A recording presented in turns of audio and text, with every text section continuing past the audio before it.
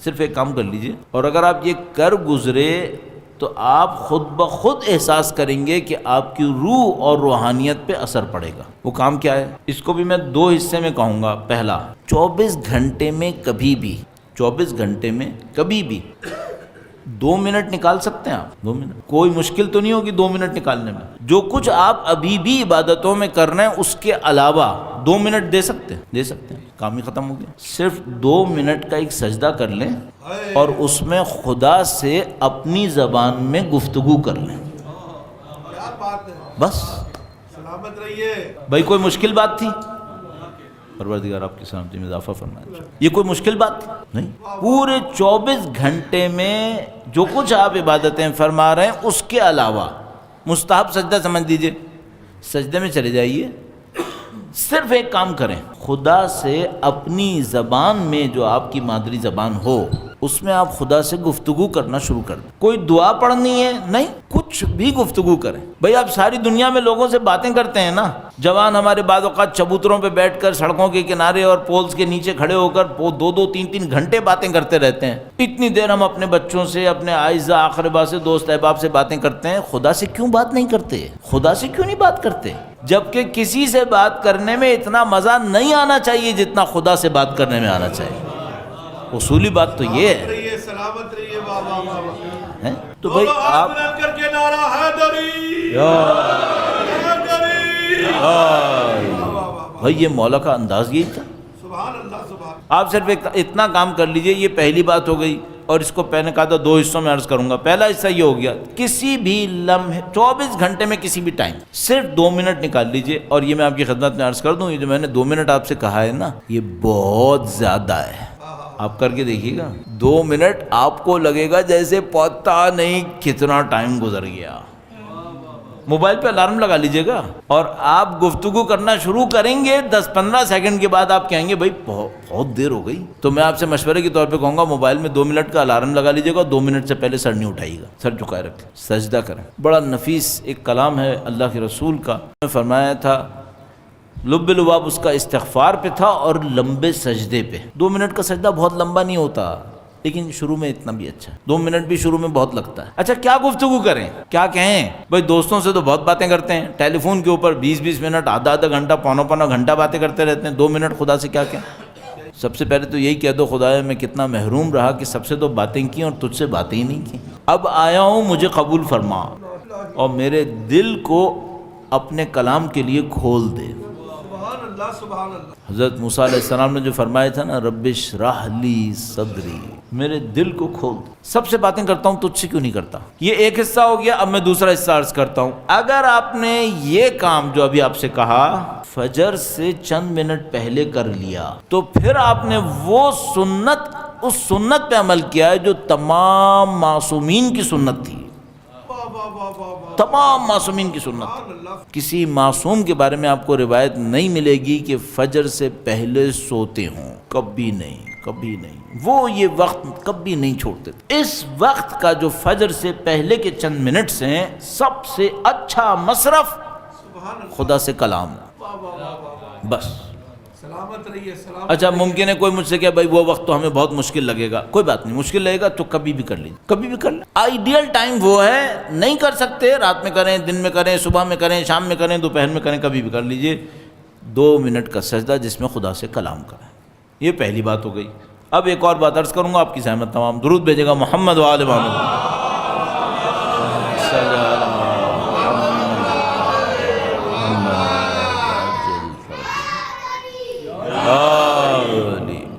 صاحب مولا کی سنت ہے، اور مولا کے اس ذکر کے اندر رہتے ہوئے میں نے آپ کی خدمت میں 2 باتیں عرض کرنی تھیں۔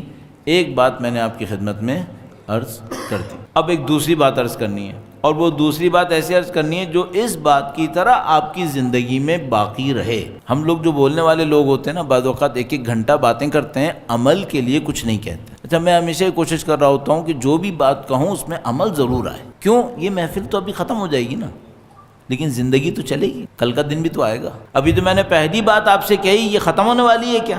نہیں، تو قیامت تک چلے گی، جب تک آپ زندہ رہیں کرتے رہیے۔ ایک دوسرا کام، اس سنت پر بھی تمام معصومین نے عمل کیا، تمام معصومین نے۔ پھر میں کہوں گا ہم لوگ بولنے والے مبالغہ آرائی بہت کرتے ہیں، آپ مطمئن رہیے گا میں مبالغہ آرائی نہیں کروں گا، ضرورت ہی نہیں ہے۔ دوسری بات، ہر ہفتے کم سے کم، ممکن ہو تو ہر روز کوئی ایک کام ایسا کریں جو وقت کے امام کی خدمت میں ہدیے کے طور پہ پیش کر سکیں۔ خوشنودی امام زمان علیہ السلام، بلند سے بلند تری سلوات۔ اللہم صلی علی محمد۔ کوئی بھی کام کر لیجئے، مشورے کے طور پہ کہوں گا ایسا کام کیجئے گا۔ اب یہاں پہ بہت باریک ایک نقطہ ہے، بہت سادہ، آسان، بہت اہم نقطہ۔ وہ کیا؟ کسی کے دل کو خوش کر دے، بس کوئی ایسا کام کیجئے گا جس سے کسی کا دل خوش ہو جائے، بس۔ یہ دو باتیں میں نے آپ کی خدمت میں عرض کی، یہ ختم ہونے والی باتیں نہیں ہیں، یہ چلنے والی بات۔ اب میں آخر میں آپ کی خدمت میں اپنی زندگی کی معلومات میں سے، جو آدمی کہتا ہے نا بھائی تم نے کیا کیا معلومات حاصل کی، بہت کچھ معلومات حاصل کی، کوئی ایک جملے میں کچھ بتاؤ، تو میں جہاں مجھے یہ پتا ہوتا ہے کہ بھائی پتہ نہیں اب دوبارہ کب نصیب ہو، کب آنا ہو، کب آنا نہ ہو، یہ ساری باتیں، تو میں یہ جملہ ضرور کہہ کے جاتا ہوں۔ اور وہ جملہ، دو باتیں تو ہو گئیں، یہ آپ کے ذہن میں رہیں گی، صحیح ہے انشاءاللہ۔ تیسری بات جو آپ اپنے ذہن میں رکھ لیجئے، پریکٹس کی ہے لیکن ہے نظریہ، پریکٹس کی ہے، عمل کی ہے لیکن ہے نظریہ۔ وہ کیا ہے؟ جو آپ دوسروں کو دیں گے وہ خدا بڑھا بڑھا کے آپ کو واپس دے دے گا، بس۔ نظریہ یہ ہے، دنیا یہ ہے۔ دوبارہ دہرا دیتا ہوں، جو آپ دوسروں کو دیں گے، چاہے خوشی دیں چاہے غم دیں، چاہے احترام دیں چاہے بے احترامی دیں، چاہے علم دیں چاہے جہالت دیں، جو آپ دوسروں کو دیں گے وہ خدا بڑھا بڑھا کے آپ کو واپس کر دے گا۔ اس کا مطلب کیا ہوا؟ بھائی فرض کر لیں میرے دل پر آج ڈپریشن ہے، ہوتا ہے لوگ ڈپریشن کے مریض ہوتے ہیں، کبھی کبھی ہوتا ہے بیٹھے بیٹھے انسان افسردہ ہو رہا ہے۔ اچھا، جب آپ کو افسردگی چھائی ہوئی ہے تو آپ کو کس چیز کی ضرورت ہے؟ آپ کو خوشی چاہیے۔ یہ خوشی کہاں سے ملے گی؟ نسخہ یہ کہہ رہا ہے دوسروں کو خوشی دو، خدا بڑھا بڑھا کے واپس کرے گا۔ دوسروں کو خوشی دے دیں۔ بھائی مجھ سے کوئی کہے کہ مجھے احترام چاہیے، میں کیا کروں؟ تو میں اس سے کہوں گا دوسروں کو احترام دے دو، خدا تمہیں احترام دلوا دے گا۔ خوشی دو، خوشی لو، احترام دو، احترام لو۔ اب ایک اور مشکل بھی ہے، اگر تم نے غم دیا تیار ہو جاؤ، پھر غموں کی بارش تمہارے اوپر ہونے والی ہے۔ نعوذ باللہ، لوگوں کو اذیتیں دی ہیں، اٹھانی پڑے گی۔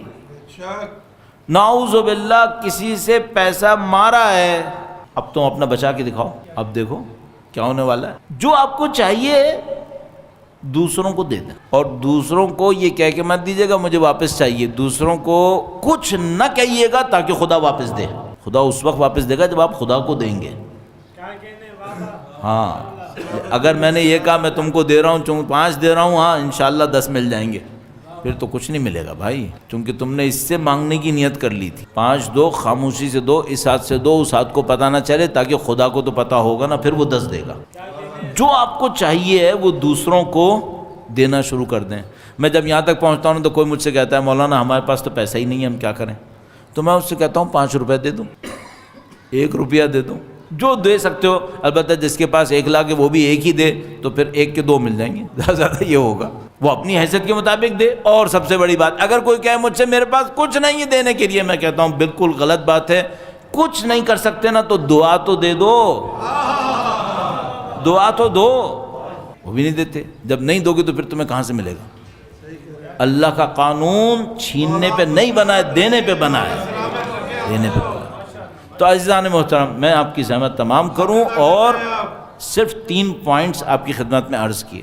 ایک پوائنٹ یہ کہ بھائی روزانہ 2 منٹ اللہ سے کلام کریں۔